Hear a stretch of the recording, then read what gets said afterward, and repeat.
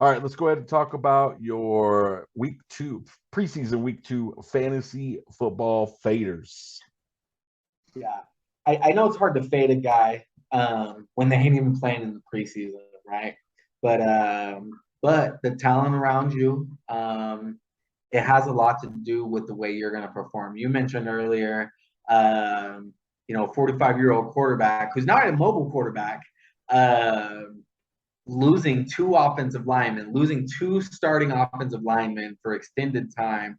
I mean, that's just going to be tough. Granted, they offensive linemen don't grow on trees, starting linemen at least. I mean, they don't grow on trees. And everyone knows if you've ever watched Tom Brady play football, he demands a lot out of his O line and just really the players on his team. And I just think that there's going to be a lot of growing pains early on in the season, trying to figure that out, their O line and everything like that. So again, I'm not drafting Tom Brady. I mean, he's still gonna produce his numbers, but I'm not gonna draft him at his current ADP. Uh, he's not going to produce the same as he did last year. I could be wrong, but I don't see it happening. I believe that the offensive line is going to cause issues early on in the season. They may get that fixed as the season goes on. In fact, that's what happened last year. They had offensive line issues early on. Those got fixed, and he played lights out. But as of right now, I'm fading him because the injuries are fresh. We know what's going to happen. We know they're extended time missing injuries for starting offensive linemen, so I'm fading them. Aaron Rodgers, I mean, you just can't replace Devontae Adams. And after 2 games of watching the receivers, I really, really like Romeo Dobbs, but he's not Devontae Adams. And there's going to be some growing pains there. There's going to be a lot of growing pains. The short dump offs to the running backs, while they'll be nice to have those guys as outlets, those aren't 25-yard completions down the field. Those aren't, deep ball touchdown passes that he's going to be completing. They're going to be short dump offs, swing routes, screens, stuff like that to the running backs who are going to hope to pick up 7-10 yards per catch on those plays. So just losing Devontae Adams, man. I mean, you got to fade Aaron Rodgers. I mean, he's stellar. I'd still draft him, but I'm not drafting him at his current ADP. And then Mahomes, I know you're still really big on Mahomes overall, and I am still too in a fantasy perspective. There's just a couple quarterbacks I would take ahead of him as right now until I know what I'm going to get out of his receiving group and what those guys look like. So I'll drop him around maybe 2 rounds, but not much more than that at all, honestly. Because the receivers they have, Juju's a veteran receiver. He's a veteran. He's been a top tier fantasy receiver and a top tier receiver in the league. MVS, he's not going to miss a ton of time. The injury wasn't too serious from what I heard. He's a young veteran, I guess you would say. He's been in the league a couple years now. So Kelsey, they still have Kelsey. He's a veteran. Give it a little time. This could change. I'm fading him to start the year. I'm fading him because I didn't see a lot out of their offense, this preseason. Like their running backs, I don't know what I'm going to get out of their running back situation. Nobody knows. That's going to play a part in how defenses play their passing game. So I'm fading Mahomes just to start the year. Nothing drastic, but I would fade him right now. All right. I agree with 2 of those. But we talked about it. I think Mahomes is going to have a great year. I could see your perspective, and obviously, it very well could play out that way.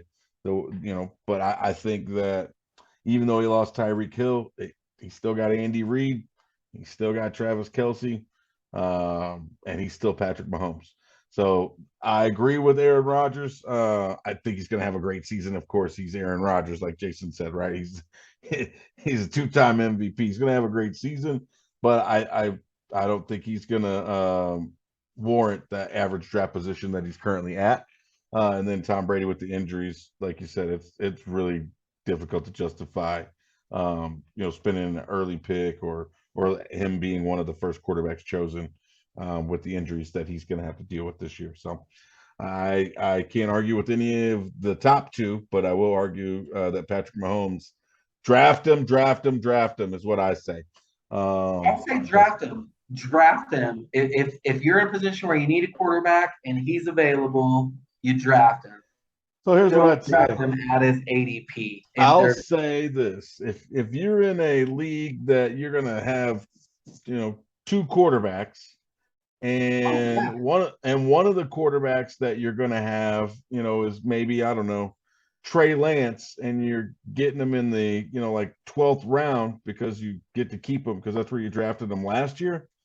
Hey, why not spend a pick on Patrick Mahomes, and roll with those two guys in the family fantasy for football fun, whatever it is, league. Not that that's my draft strategy or anything. I'm just saying that somebody has Trey Lance in the later rounds as a keeper is all I'm saying. That'll be number 5 right here. Anyways, yeah, Jay, what do you got? You agree with speaking of keepers, I did keep Aaron Rodgers last season, and so I won't be keeping him this season. So I guess you can say he faded. Yeah, he faded. He faded back into the draft pool. Right, and he's still gonna have a great season, but yes, he's going back into the draft pool. Tom Brady's Tom Brady. Whether he's got a great offensive line or we've seen him play with some bad offensive lines. He still pulled some stuff off. He still became Tom Brady. He's still good, but again, I wouldn't draft him high. Patrick Mahomes, I'm drafting high. I am, and I hate the man, not personally, but I'm drafting high. I'm drafting him before Derek Carr. Oh yeah. But so I wouldn't. I don't know with Devontae and Fan. If we're talking about like we're gonna go out on the football field and play, I'm probably taking Mahomes first. We're talking about fantasy football. Exactly. I think Derek Carr actually might be just as good, if not a better pickup than Patrick Mahomes because of Devontae Adams and Waller and Renfro.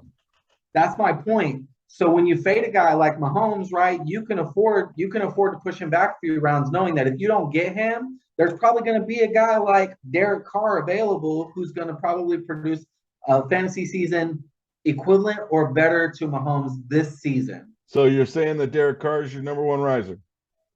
No. Oh, okay. All right. He's a riser for sure, though. He is definitely a riser. I would say that.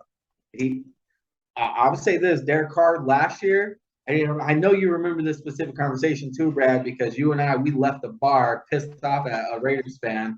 We were talking about how Derek Carr was not a top-tier fantasy quarterback, and he wasn't last year. Let's just be honest about that. He wasn't. But this year, it's a lot different. The talent around him changes, the coaching changes, everything like that. It's a whole different year. I believe that he has the talent around him now to be that top-tier fantasy quarterback, and that's the bottom line. We were 100% right. If I remember that guy's name, I remember his name. We're not going to say it. But we were 100% right. We were. All right. So those are Justin's fantasy football risers and faders after preseason week 2.